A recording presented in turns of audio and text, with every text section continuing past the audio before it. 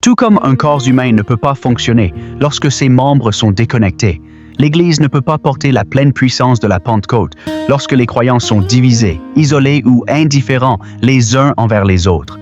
Dieu appelle son peuple à revenir à l'expérience de la chambre haute, non seulement dans la prière, mais dans l'unité. C'est l'une des vérités les plus importantes que l'Église doit redécouvrir dans notre génération. Le Saint-Esprit se meut à travers l'unité. Il se meut à travers un corps qui est connecté, engagé et qui fonctionne ensemble comme un seul. Tu n'as jamais été conçu et pour marcher seul dans cette vie chrétienne. Dieu t'a placé et dans un corps, le corps de Christ, et chaque partie de ce corps compte, y compris toi.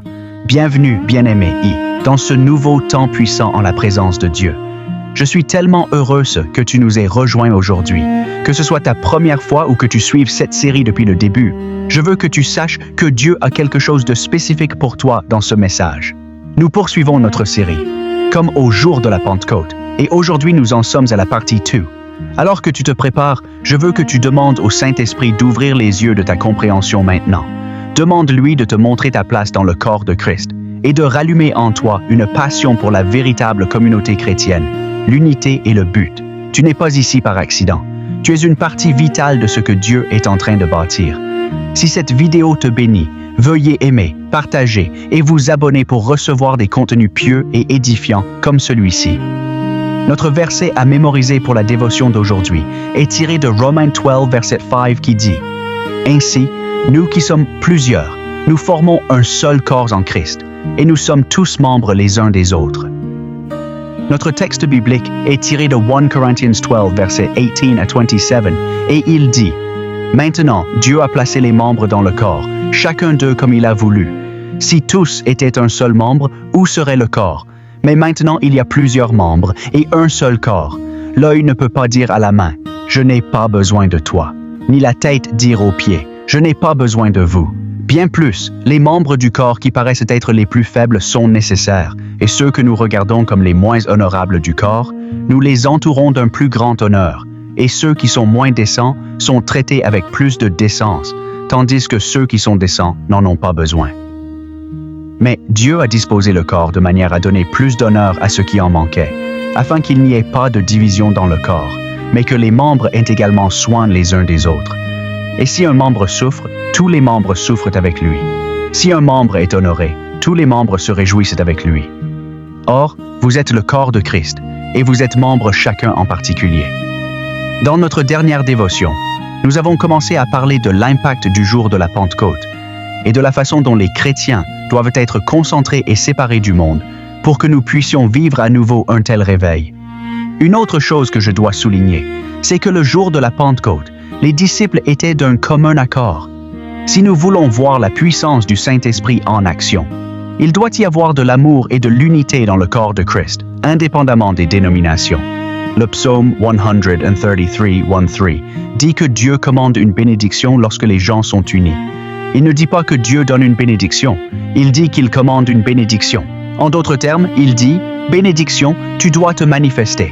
Lorsqu'il y a un véritable amour et une véritable unité parmi les membres d'une église ou d'une communauté, il n'y a absolument aucun doute que chaque membre de cette communauté sera béni. La puissance de Dieu ne se manifestera pas dans une église ou une famille divisée.